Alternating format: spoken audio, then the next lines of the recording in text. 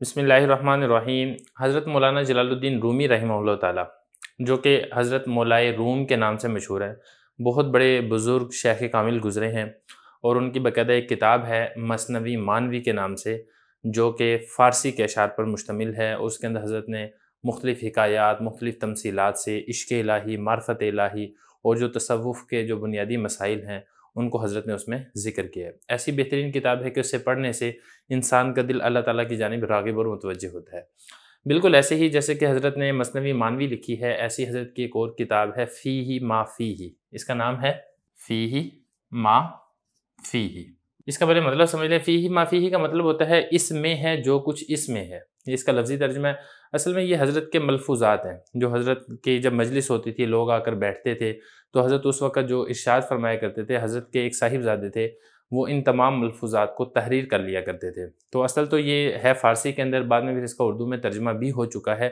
تو یہ جو کہنا میں یہ چاہ رہا تھا کہ یہ جو کتاب ہے حضرت کی فیہ ما فیہ، یہ مثنوی مانوی کو سمجھنے کے لیے اور اسی طریقے سے دیوان شمس تبریز ان کو سمجھنے کے لیے بہت زیادہ مفید اور فائدہ مند کتاب ہے۔ پھر اس کتاب کے اندر مختلف مضامین ہیں۔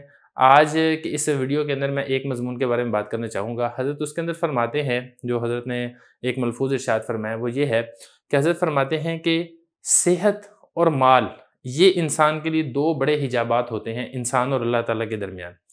مطلب کہنے کا یہ ہے کہ جب انسان کو اللہ تعالیٰ صحت عطا کرتے ہیں، اس کو کوئی جسمانی بیماری نہیں ہوتی، اس کو کوئی مرض نہیں ہوتا ہے، اس کو کوئی ٹینشن نہیں ہوتی ہے، تو پھر اس وقت انسان اللہ تعالیٰ سے دور ہوتا ہے، انسان اللہ تعالیٰ سے غافل ہوتا ہے۔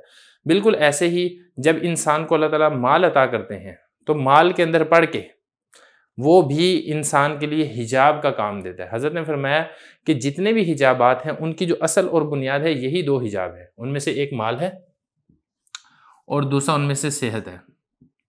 اگر آپ قرآن مجید کا مطالعہ کریں گے تو قرآن مجید کے مطالعے کے اندر بھی آپ کو یہ والی چیز بخوبی معلوم ہوگی کہ انبیاء کی مخالفت کرنے میں جو مشرکین، ہر نبی کے دور کے اندر جن مشرکین نے مخالفت کی ہے، ان کو یہ دو نعمتیں ضرور حاصل تھی۔ ایک تو وہ مالدار تھے۔ اگر آپ دیکھیں گے نا تو جو مالدار طبقہ تھا یہ مخالفت کے اندر پیش نظر آئے گا، اور پھر اسی طریقے سے اللہ تعالیٰ نے ان کو جسمانی صحت بھی دی تھی، جسمانی صحت کے اندر مشغول ہو کر، مبتلا ہو کر اللہ تعالیٰ سے غافل اور دور ہو گئے۔ پھر حضرت نے اس کی مثال دیتے ہوئے فرعون کا تذکرہ کیا، اور فرعون کا تذکرہ کرتے ہوئے حضرت نے فرمایا کہ اللہ تعالیٰ نے فرعون کو 400 سال تک سلطنت، حکومت، بادشاہت، مال و دولت ساری نعمتیں عطا کر دی تھی، اور یہ جو نعمتیں تھیں ان نعمتوں نے فرعون کے لیے حجاب کا کام کیا۔ اس کو کبھی بیماری نہیں ہوئی، حتیٰ کہ آتا ہے کہ 400 سال میں کبھی اس کے سر کے اندر درد بھی نہیں ہوئی، اور دنیاوی مال و نعمتیں ساری کی ساری اس کے سامنے تھی۔ چنانچہ ان سب نے حجابات کا کام دیا اور فرعون اللہ کے راستے سے غافل اور اللہ تعالیٰ سے دور ہو گیا۔ اس لیے اگر آپ کو یہ دو نعمتیں حاصل ہیں تو آپ کو بہت زیادہ فکر مند رہنے کی ضرورت ہے۔ کہیں آپ مالداری میں مبتلا ہو کے راہ خدا سے غافل تو نہیں ہو رہے۔ اسی طریقے سے اگر آپ کو صحت کی نعمت حاصل ہے، بہت بڑی اللہ کی نعمت ہے، اس پر اگر آپ شکر ادا کریں گے اور اللہ تعالیٰ کے سامنے عاجزی کریں گے، روئیں گے، گڑ گڑائیں گے، تو پھر یہ آپ کے لیے فائدہ مند اور مفید ثابت ہوگی۔ اور اگر آپ اس نعمت کے اندر مبتلا ہو کر راہ خدا سے غافل ہو جائیں گے تو یہ آپ کے لیے حجاب کا کام دے گی۔ تو مقصد کہنے کا یہ تھا حضرت کی بات کا کہ یہ جو دونوں چیزیں ہیں، ان دونوں چیزیں حجاب کا کام دیتی ہیں، لہذا ان کے بارے میں انسان کو محتاط اور متوجہ رہنا چاہیے۔ یہ نہ ہو کہ وہ ان دونوں میں مبتلا ہو کے راہ خدا سے غافل ہو جائے۔